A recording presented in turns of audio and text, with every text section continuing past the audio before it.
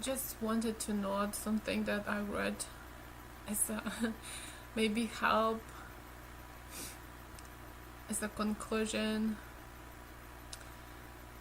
The one is from Till Swan. Some people are such fractured inside, dissociative, that they have almost many personalities, so that what feels good for one side is not feel good for the other. So she suggested to work with psychologists to become those two talking to each other and be in harmony, so found ways and compromises to please both sides, or maybe in the end to merge and become one, so it is good for every part inside of us.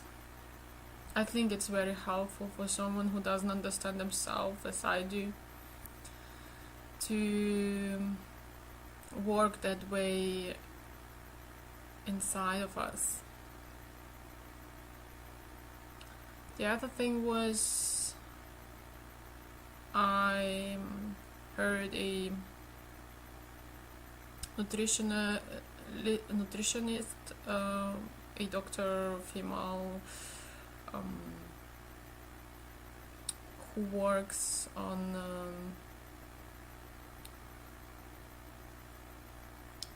healthy food, and she especially said something interesting about sugar. She said the sugar represents joy, so we try to reproduce joy quickly by eating sugar, but of course it's not, or white wheat, it's not working as we want, and the contrary, it's actually drop the bar shortly after too low, the bar of feeling good. But we doing this as an addiction, so she said if you want to eat less sugar, just plan more joyful moments. It can be everything, a cup of tea. I walk, talk, iPad, many things. Just plan as many as possible. Or just talk nice to yourself. As we have friends who say so beautiful things to us. I said to one, you say so beautiful compliments. I mean, that's why we have friends, because we kinda not talking that way to ourselves. So if we wouldn't have friends, it would be really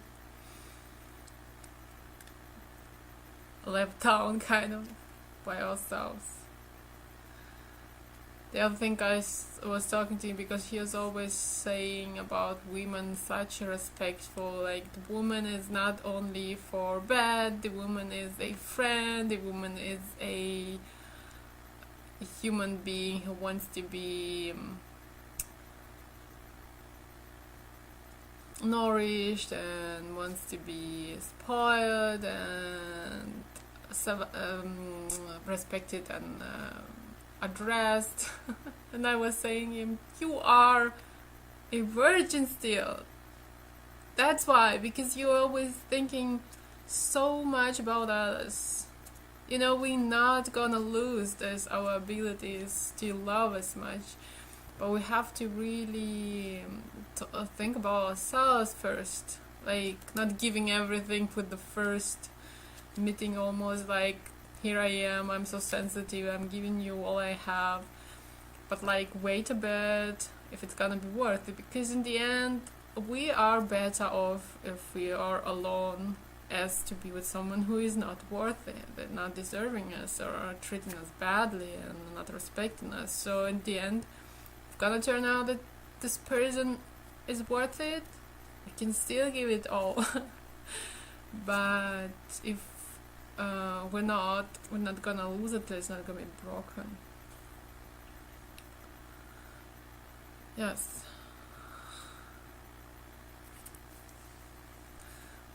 This is a quick note.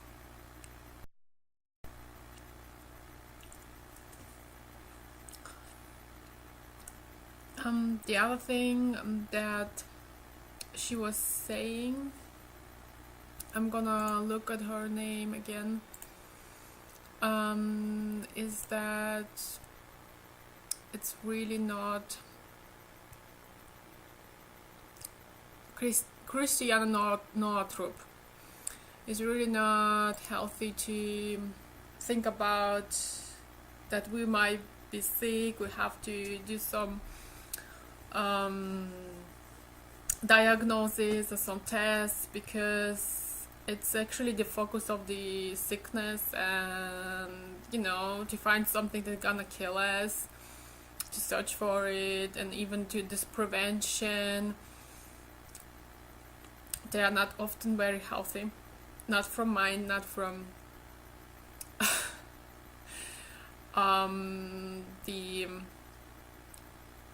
actual medicative treatment as a prevention. That's all chemicals, and doesn't have to be. So to be healthy, she said, is about to look at our life, because the body talks or shows us mostly in the energy centers where it's not going right for us. So breasts, for example, she was talking more, it's about our heart. And what I found very interesting, she was talking about being in a narcissistic relationship, being narcissistic to ourselves, because we know it as a home, as we had father or mother or both at home, and we cannot end up this relationship or end up something because it's changed and frightened us. So we rather focus on those treatments because we don't change anything. And yeah, that's not going to help anyone. And we even are angry with our body. This is actually something that can be said about a twin flame relationship, that we're kind of like angry about when he betrayed us, he left us. But actually no, it wants to show us where we can work on, where we can change something. Because it's getting so loud, you have to really look at it, why you are buying into it, why you finding it okay to be treated like a doormat, to be codependent, to overgive, to overshare, to over anything. And yeah, I think it's gonna lead us very clearly to find the self-love and the self care.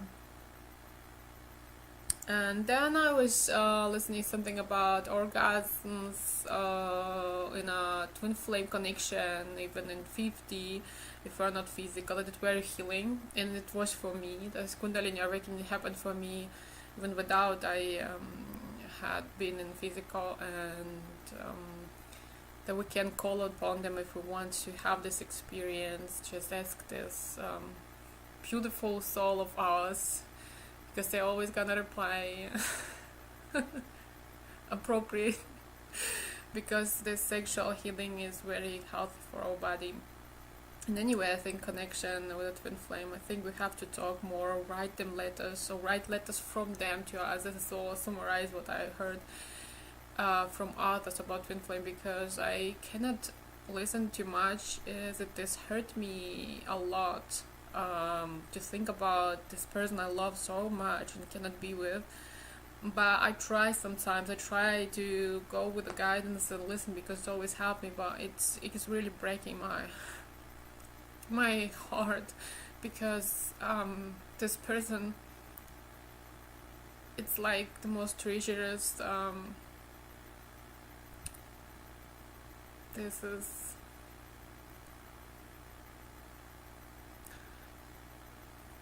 But is it true? This is true. And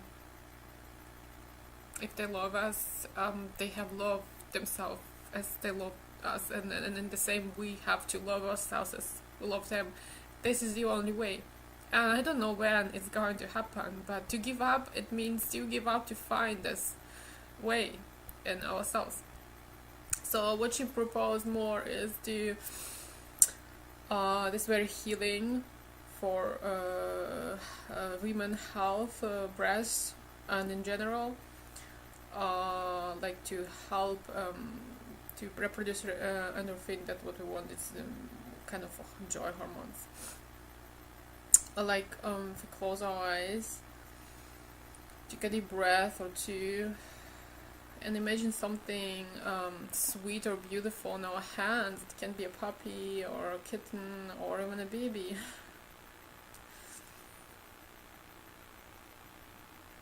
I see even this rose color, rose petals.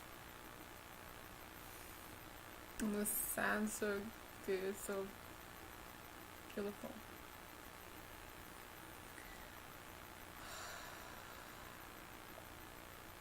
The rose in itself, you can imagine just a huge costume, or like your environment is a rose and scenting.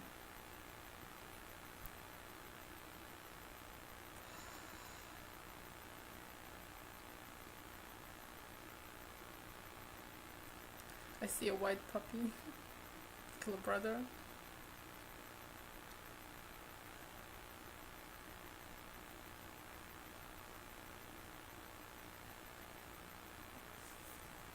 And after I've been chasing my twin, I kind of like, I've been so depressed because I felt my twin actually reacting to that enormously, as he always does, what always kind of very confusing me. So I rather believe, as others say, you know, you've never seen him, so maybe it is a false twin flame or whatever. And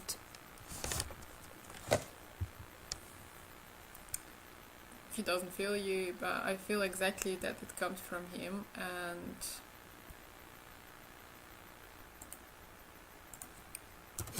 And so I felt so depressed after all this, and I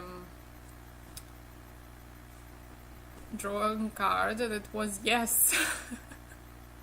So listen to your heart, no matter what's outside.